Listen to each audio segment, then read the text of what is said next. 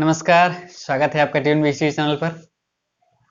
आज हम लोग इस सीरीज का 32वां सेट करेंगे, है ना। आज 32nd सेट करेंगे। चलिए देखते हैं आज का पहला क्वेश्चन।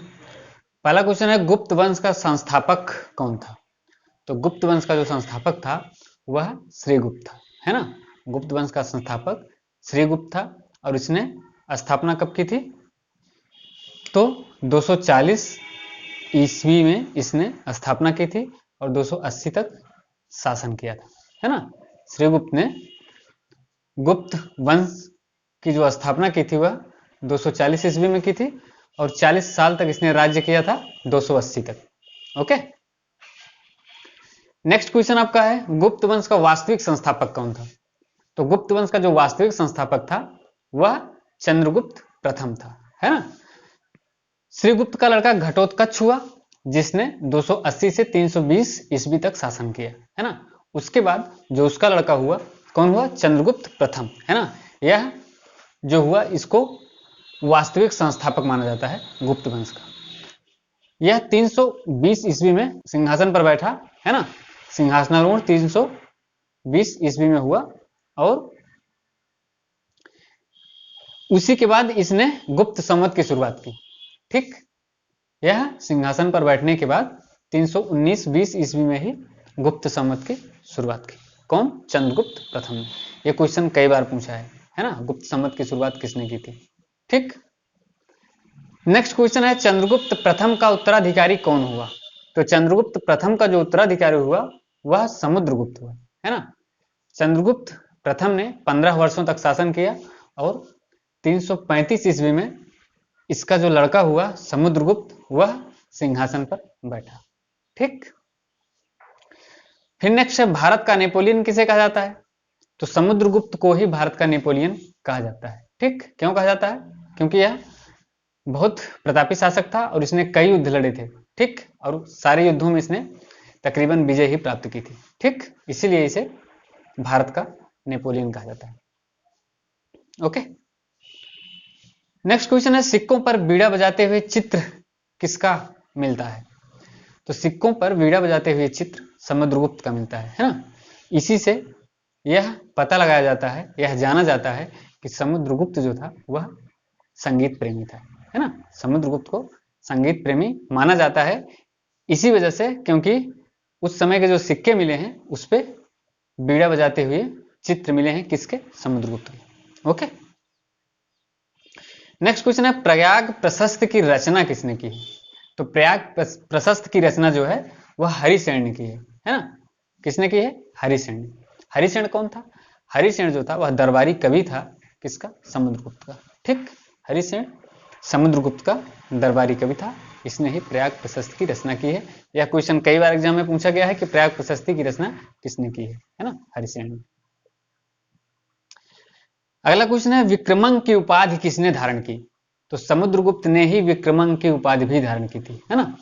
विक्रमंक की उपाधि समुद्रगुप्त ने धारण की थी, है ना। समुद्रगुप्त जो था वह कवि प्रेमी था, है ना। कविताएं भी लिखता था, इसलिए इसे कविराज भी कहा जाता है। संगीत प्रेमी था, इसलिए इसे कविराज भी कहा जाता है। अगला क्वेश्चन है, समुद्रगुप्त का उत्तराधिकारी कौन हुआ? तो समुद्रगुप्त का जो उत्तराधिकारी हुआ वह चंद्रगुप्त द्वितीय हुआ, है ना। कौन? चंद्रगुप्त द्वितीय। और चंद्रगुप्त द्वितीय जो है वह 380 ईस्वी में सिंहासन पर बैठा, है ना। यह शासन कब से शुरू किया इसने? 380 ईस्वी में। ठीक, चंद्रगुप्त द्वितीय ने। नेक्स्ट क्वेश्चन, फहियान भारत कब आया? तो फहियान जो था वह एक चीनी यात्री था, है ना। चीन से आया था, बौद्ध यात्री था और यह चंद्रगुप्त द्वितीय के शासनकाल में आया था। ठीक है, चंद्रगुप्त द्वितीय के शासनकाल में चीनी यात्री फहियान भारत आया था। अगला क्वेश्चन है, चंद्रगुप्त द्वितीय की दूसरी राजधानी क्या थी? तो चंद्रगुप्त द्वितीय ने उज्जैन को अपनी दूसरी राजधानी बनाया। ठीक है, इसकी पहली राजधानी जो थी वह पाटलिपुत्र थी और दूसरी राजधानी इसने उज्जैन को बनाया। किसने? चंद्रगुप्त द्वितीय ने। आइए नेक्स्ट क्वेश्चन देखते हैं, बोर्नियो द्वीप विभाजित है किनके बीच में? तो बोर्नियो द्वीप जो है वह इंडोनेशिया, मलेशिया और ब्रुनई के बीच में विभाजित है, जिसमें तकरीबन 73% इंडोनेशिया के पास है, 26% के आसपास मलेशिया के पास है, बाकी का बचा हुआ पार्ट जो है वह ब्रुनई के अंतर्गत आता है। ठीक, अगला क्वेश्चन है फिजी द्वीप कहाँ पे स्थित है? तो फिजी द्वीप जो है यह प्रशांत महासागर में स्थित है। ठीक है, यह प्रशांत महासागर का एक छोटा सा द्वीप है, फिजी द्वीप, है ना, प्रशांत महासागर में। नेक्स्ट क्वेश्चन है सेशल्स द्वीप कहां पर स्थित है? तो सेशल्स द्वीप जो है वह हिंद महासागर में स्थित है। ठीक, कहां पे? हिंद महासागर में। ये सारे क्वेश्चन पूछे जाते हैं, छोटे छोटे जो द्वीप हैं ये काफी इंपॉर्टेंट है ना, कौन सा द्वीप कहां पर स्थित है।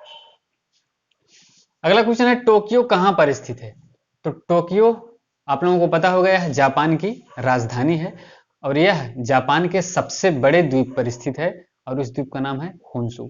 ठीक है, जापान का सबसे बड़ा द्वीप होन्शु द्वीप है, जहां पर जापान की राजधानी स्थित है। विश्व का सबसे बड़ा द्वीप नदी द्वीप कौन सा है? तो विश्व का जो सबसे बड़ा नदी द्वीप है वह माजुली है ना। विश्व का सबसे बड़ा नदी द्वीप माजुली द्वीप है। यह ब्रह्मपुत्र नदी पर स्थित है। कहां पे? असम में। असम में ब्रह्मपुत्र नदी पर स्थित है माजुली द्वीप, है ना। और यह विश्व का सबसे बड़ा नदी द्वीप है। और यदि आपसे पूछा जाए कि विश्व का सबसे छोटा नदी द्वीप कौन सा है, तो विश्व का सबसे छोटा नदी द्वीप उमानंद है ना। उमानंद नदी द्वीप है और यह भी कहां पर स्थित है? तो यह भी स्थित है ब्रह्मपुत्र नदी पर। कहां पर? असम में, है ना, असम में। अगला क्वेश्चन, संविधान में समवर्ती सूची कहां से ली गई है?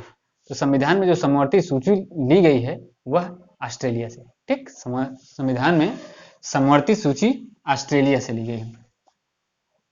ओके, अगला क्वेश्चन है वन एवं पर्यावरण विषय है।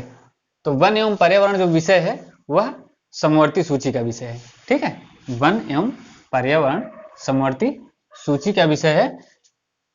नेक्स्ट, शिक्षा और समाचार पत्र भी समवर्ती सूची का विषय है। शिक्षा और समाचार पत्र भी समवर्ती सूची का ही विषय है। ठीक है, अगला क्वेश्चन है शिक्षा को राज्य सूची से समवर्ती सूची में कब स्थानांतरित किया गया? तो 42वां संविधान संशोधन 1976 के द्वारा शिक्षा को राज्य सूची से हटाकर समवर्ती सूची में डाल दिया गया। ठीक है, राज्य सूची से हटाकर समवर्ती सूची में डाल दिया गया। कब? 42वां संविधान संशोधन 1976 के द्वारा।